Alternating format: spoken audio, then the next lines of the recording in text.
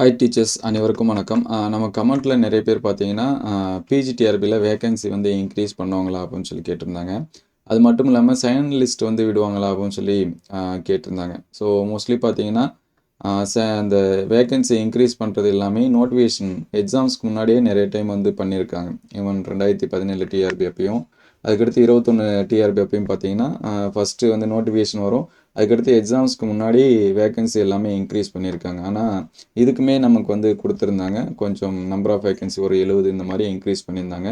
இந்த டைம் இருக்கிறதுக்கு.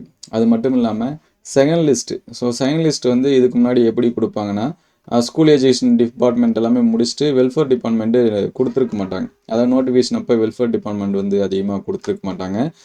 அதனால் second list, second CV list இந்த மாதிரி கொடுத்துட்ருப்பாங்க. 2019க்கு முன்னாடி 2019 எல்லாமே. ஸோ இப்போ ரீசெண்ட் டைமில் பார்த்தீங்கன்னா வெல்ஃபேர் டிபார்ட்மெண்ட் எல்லாமே இந்த நோட்டிஃபிகேஷன் கூடவே கொடுத்துட்றாங்க.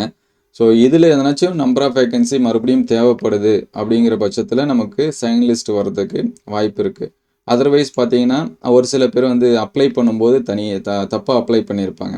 ஆனால் அவங்க வந்து அந்த கட் ஆஃப் மார்க்ஸ் இதெல்லாமே எலிஜிபிளாக இருப்பாங்க, முன்னாடி இருப்பாங்க. உதாரணத்துக்கு பார்த்தீங்கன்னா இங்கே நாட்டு பிஎஸ்டிஎம்னு இருக்குது பாருங்கள். ஸோ இவங்க வந்து பிஎஸ்டிஎம் கேண்டிடேட் இல்லை, இருந்தாலும் இவங்க வந்து பிஎஸ்டிஎம் சொல்லி அப்ளை பண்ணியிருக்காங்க. ஸோ இவங்க எல்லாமே அந்த சிவிக்கு போனவங்க தான். அதாவது 2019 சிவிக்கு போனவங்க. அதேமாதிரி ஒரு சில பேர் பார்த்தீங்கன்னா MSc passed after cut off date. அதாவது நமக்கு நோட்டிஃபிகேஷன் வரும்போது ஒரு கட் ஆஃப் டேட் வந்து சொல்லியிருப்பாங்க. அதுக்கு முன்னாடி நம்ம எல்லாமே முடிச்சிருக்கணும். ஆனால் ஒரு சில பேர் வந்து அப்படி முடிச்சிருக்க மாட்டாங்க. ஸோ அவங்க எல்லாமே ரிஜெக்ட் ஆவாங்க.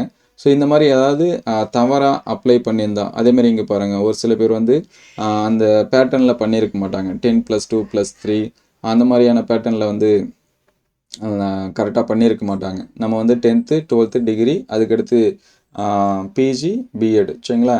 இதுதான் அந்த பேட்டர்னு. இவங்க வந்து சரியாக பண்ணியிருக்க மாட்டாங்க. அதனால் இவங்க எல்லாமே ரிஜெக்ட் பண்ணியிருக்காங்க.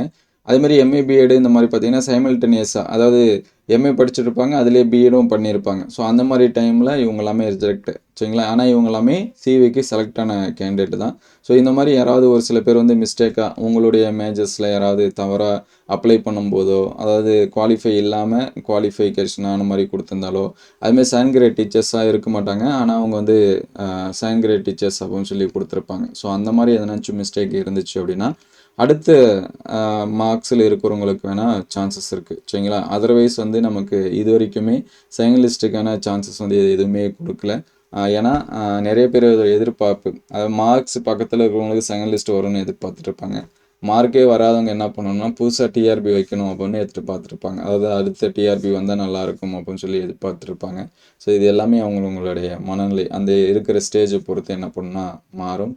ஸோ செகண்ட் லிஸ்ட்டு அந்த வெல்ஃபேர் டிபார்ட்மெண்ட்டில் எக்ஸ்ட்ரா கூப்பிட்டா சான்சஸ் இருக்குது. அதர்வைஸ் அதை பற்றின தகவல் இன்னும் நமக்கு வந்து என்ன பண்ணலாம், கிடைக்கல. ஸோ கிடச்சிச்சு அப்படின்னா அப்டேட் பண்ணுறேன். ஸோ இந்த மாதிரி யாருக்காவது மிஸ்டேக் ஆனிச்சுன்னா நம்ம அடுத்தடுத்த லெவலில் இருக்கிறவங்களுக்கு சான்சஸ் இருக்குது, சரிங்களா?